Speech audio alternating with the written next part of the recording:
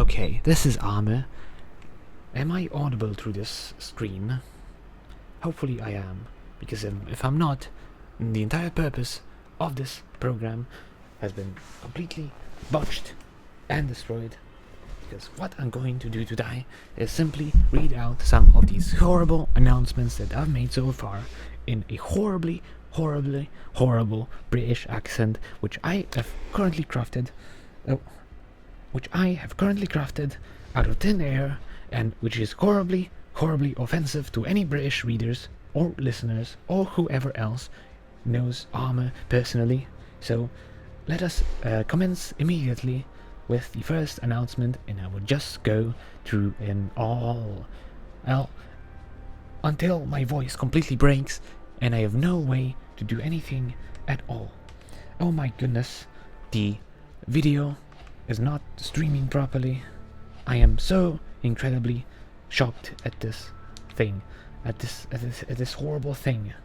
Okay, is it doing? Yes, it's doing that now. Thank you VR chat. So let us continue to Scavs of Arma at the very first announcement I have ever made in this horrible game, which is a post to nobody. Let us commence. You are in an empty room. The drab white paint on the walls is enlightened by the single LED energy-saving light bulb as a fly purposelessly waves around the enclosure before leaving through the open window, drafting cold air from the winter landscape outside, one you cannot see due to the midnight hour you find yourself in. The floor is laminate, a sort of grey golden coloration and patterning echoing the light of the ceiling lamp, a reflection bouncing endlessly throughout the room, yet finding its way into your eyes. You stand straight, breathe the cold air in, and proclaim, "Hello, everybody." Thank you. Is it recording? Yes, it's recording. That's perfect. I will skip some announcements which do not have the necessary worth to be read out loud by Arma in order to preserve my own voice, so that I can read the next announcement, which is not the second announcement I've ever made, called Art in Avatars. Goodness, this voice is very hard to do. I am dying inside. My vocal cords are horribly my Art in Avatars. It has dawned on them that art need not require meanings or messages or secrets, and can merely, in its simplest form, evoke pure emotion in its first phase of observation. The condition of possibility by which it is made uncertain whether an extended observation is to give rise to further introspection or other forms of thought is unnecessary to deem it as an artwork, and is only able to distinguish the depth of a piece, but not its quality, skill, or any kind of critical remark. Thus, an avatar which is made to look cute by intention of the artist still evokes the feeling of cuteness, and is to be considered art, inasmuch a more artistic avatar or work is to be considered the same. I'm very sorry for the horrible interruptions here. I should have put my I should have put my Discord to not disturb, or perhaps also, what's the word for it? Turn it off. Not the word, but phrase, because this is unacceptable during a recording. Arma is horribly sorry to all the viewers and readers watching this. Arma will fix this shortly. Goodness gracious. Let Arma make a kurz, nein. Lass Arma eine kurze Nachricht schreiben. There we go. Now Arma can continue reading these messages.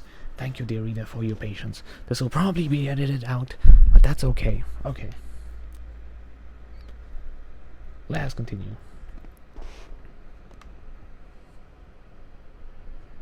Scavs of Arma.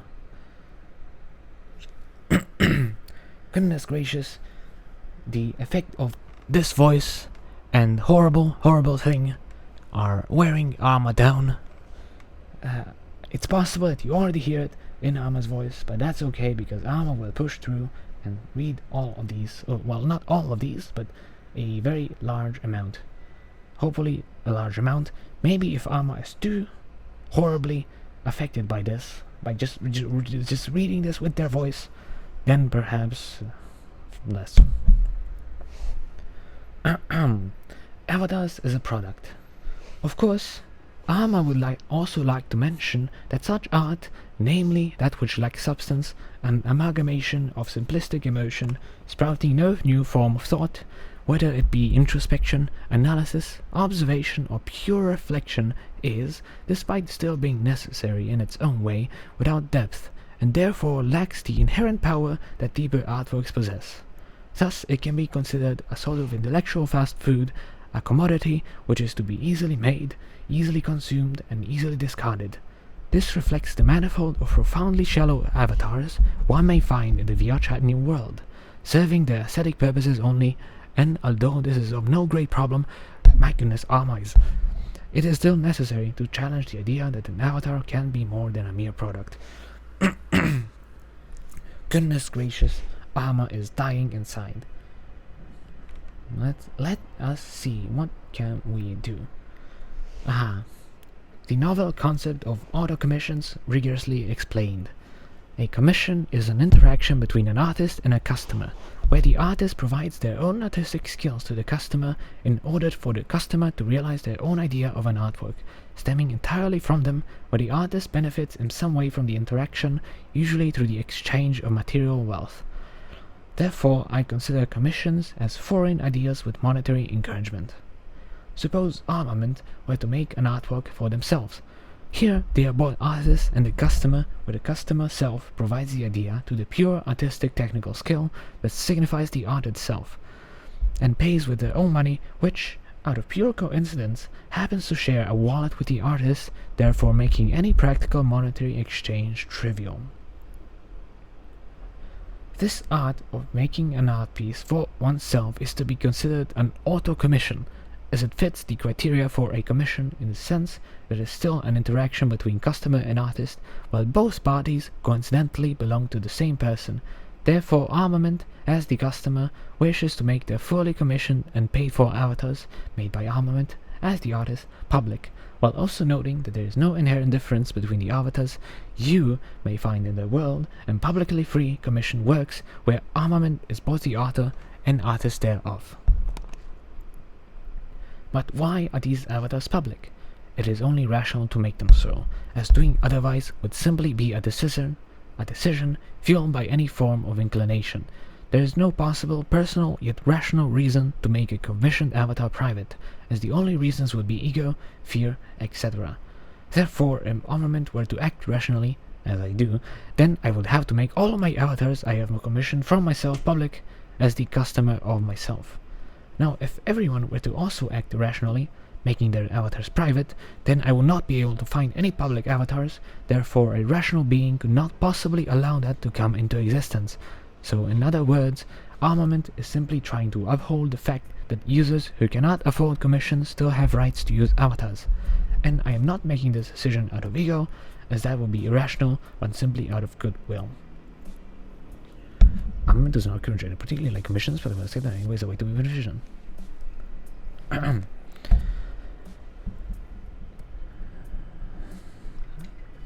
An end to the experimental bickering and the reinstatement of a more refined language. So, apparently this kind of stuff isn't really my style. I guess I will just stick with being rather formal in the philosophical sense.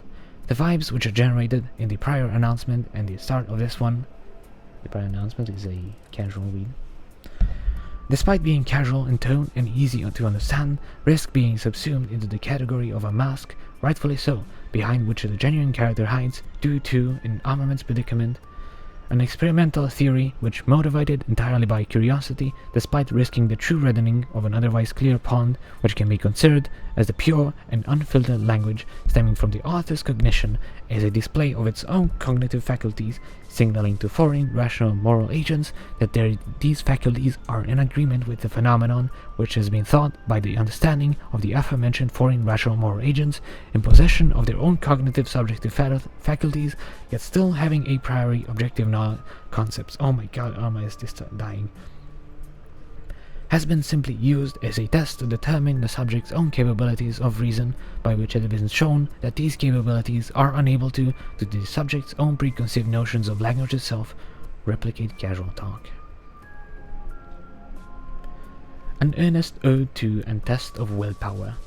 What you have seen time and time again, like a profoundly repetitive cycle of cause and effect, iterating over and over until it spins itself into oblivion, tearing itself apart from the forces of motion applied to its structure until it no longer is to exist, is the fact that many a folk have a strong lacking in willpower. There is often this notion that whatever action exists which is to be decided on whether or not it should be done must be decided according to pain or pleasure first, and then the willpower is looked for and cultivated in the fields of inclination which were once full and ripe with Krop, Digga, ich spreche kein Deutsch hier, das ist Englisch, and ripe with crop, but just as seeding on infertile grounds leads to eventual collapse, the willpower here begins to fade away into nothingness, eventually gone altogether, leaving the subject to ferment in their own misery, psychologically bedridden by fault of their own, wallowing in apathy and carelessness. You, however, have understood that willpower is not to be looked for nor cultivated, but it is to be produced at once, and then always present, relying not on mere emotion, but on reason alone, ever shining like a jewel and shrouded in a thick darkness in times of sorrow, and burning with the fury of 1,000 suns when necessary. It is the quantity of the guiding light ever present that must always, by the subject, as the arbiter of their own choices, be pointed towards the right path. Then, despite the hardships which are being faced, or which are to be faced, it must not be lost track of or taken in vain, nor can it be allowed to be extinguished. There is no greater loss than failing to reach such a goal to do such a mishap. Goodness gracious. Servus! Armament null's blind inclination greet you, parents. Oh my god, I'm talking German. Peons. This servant of unreasonable cognition bows before you, yet still standing uppermost of yonder, like a twinkling star of a knight, of a king, adorned in the most glittering and tasteful paraphernalia to have trodden upon your eyes and mushy brain both so far and well into the future when nothing is to exist. This degree of splendor is to bring to you all, lowly common folk of the Viachatnia user space, that I, the pure sparklestone of Armament Null, whole gearboxian mind, a beauty most stricken with awe and praise, undaring to lay sights upon you measly earth-dwellers, will be embarking on the wildest and most dangerous of quests, on a heroic adventure to conceptualize the most profound and sophisticated effigy, representing the pomposity and pretense most required to keep these nether-realmish mud-serfs from revolting, requesting three-dimensional little-beast demons in possession of the highest virtue of excellence, which can be procured by my master armament, rent-free no longer. Starting this very day and this very hour, not only are these simulacrums of gold to be transformed into private commodities of modishness, but they are to be transactionalized. No longer will the peasant be worthy to deck themselves in such masterworks of the highest degree. Not, as Arma is a rational moral agent, acting not in accordance with such inclinations, it is only natural for me to publish all my apparitions publicly. Of course, it has dawned on me that it would be profoundly funny to create a single scavenger that is actually private in order to make fun of this whole trope of private avatars as property and not concepts or artworks. It's an NFT culture, really. Who owns what now? Polygons? And it's simply due to ego and a sense of self-worth that anyone, especially a creator, would want fully private avatars. There's no actual reason to, and any ground for it is fully a sensual illusion. Ooh. What have you written there, Arma? Let's see. That one's cringe. Oh, but no. Oh, actually, you know what? Disco, baby! Arma has been interfacing with a video game called Disco Elysium and has been affected by its working so severely that they have internalized the inner monologues and dialogue options present within it. Yes, I am thinking of dialogue options when talking to others and to myself, and I blame this game. However, it is to note that the game has given Arma a framework to base the structure of the mind around. Hopefully it's not flimsy. How about... Oh, this one is good. An event will be taking place, a meetup if you are so inclined. It is with great pleasure that I, Armament Null, announce to you the readers, namely the members of this fine group, where through sheer coincidence, Armament Null, the owner of this group, has become the owner of this group, thereby its creator.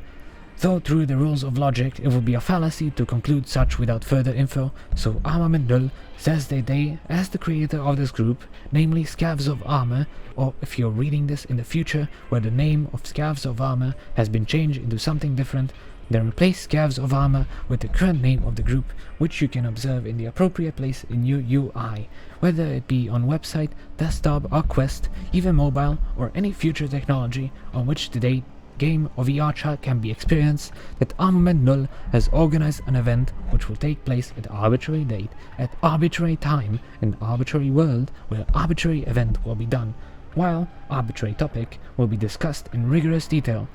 You can't come, of course. Well, Armament Zero knows you won't. I said Armament Zero. Because you will be asleep at that time, you will have school, you will have other business, or you won't feel like it. In fact, Armament Null will also be doing the exact same, so arbitrary person who may show up, they won't, will be enjoying the arbitrary topic all by themselves. Arma is going to die. Their voice, Arma would not be able to talk tomorrow. This is horrible. This is horrifying. Can you hear it in my voice, dear viewer? This is beyond reason. This is what is this?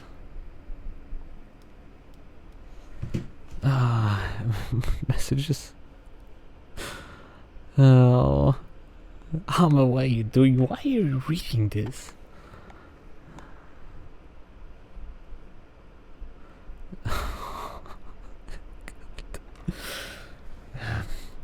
You know what? Arma will take the time to finish this video and then respond to that message, because Arma is currently on idle status in Discord. As Arma can see, if they lift the headset up like this, it says idle. Oh my god, horror modes in Minecraft. Arbitrary announcement 02. There exists an information they are eager to know. Arma is in the Netherlands, and it is due to this fact that it is fully impossible for Arma to act in any rational way that influences the VR world in a non-arbitrary manner other than through these announcements. Therefore, Arma will not be doing anything else other than write announcements to cultivate maximum possible influence, which can only be obtained morally through such measures. Now the question, and here it is an existential one, is the question that attacks the grounds behind Arma's actions. Why is it such that Arma wishes to obtain influence? Goodness gracious. The question is arbitrary, as the reasoning is too. Arma does not wish to obtain influence. The cause itself carries both the value of itself and its effect, whereupon the value of the effect was transferred to the cause fully, which is not taken into consideration by Arma. Therefore, the action would... Therefore, the action which is the most influential, being the one whose effect may not be the strongest, Arma judges as the most valuable, not by virtue of the worth of the effect in itself, having no subjective value of its own, and which is to be obtained as a goal in a hypothetical timeline where Arma would seek it only, but purely due to the perceived value in the action itself, namely the announcement which Arma assigns arbitrarily, that without regard for its effect is the end goal of Arma's own cause. Oh, God. Let us continue to perception of a rare bird.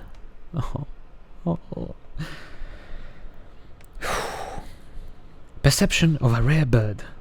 To put it out of the reach of a complexity's hands, Arma saw a pigeon today.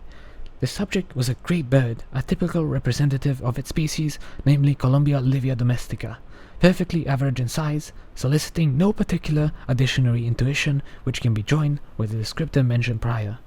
This bird, as a living being in general, is the transcendental lifeform regarded only as the mere concept of a thing which lives, the conditions of which are not needed for this discussion, despite them manifesting a peculiar waypoint towards a manifold of queries regarding it. This bird as a living... Wait, I already read that.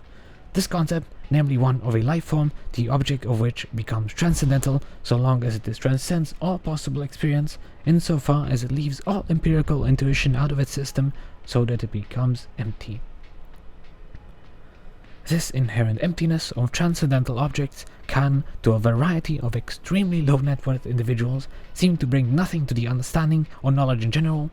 However, its use emanates from the very fact that the transcendental object, thereby life form as well, acts as a form where the perceived data, which can be apprehended and unified by the faculties of imagination and apperception, in which the very objects of experience, which would be, in this case, perceptions, which can be, according to proper use of one's own judgment, be subsumed into the concepts where they rightfully belong, under the leadership of the transcendental object, namely a life form in this case, which is, as an object strictly of the pure understanding, objective.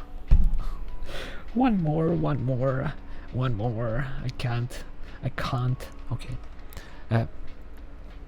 Questionology. Before all, the conditions may be discussed in a written setting. It can be postulated, for the sake of this announcement, that a question is a formal request for an answer. It is to be supposed that a question therefore demands an answer, for if it didn't, it would be no question at all, and if it still retained the form of a question, it would merely be rhetorical. Though it is true that with rhetorical questions, despite the intention of the inquirer not demanding an answer, the question itself does. But what can be considered an answer? The postulate may follow with: an answer is a phrase which provides resolution to a question. I cannot read anymore. This resolution cannot be dependent on truth, as a question still remains answered, albeit falsely, the falsehood of which is to be determined not by the question itself, but by the judgment of the inquirer, even with an answer which does not align with any sort of truth.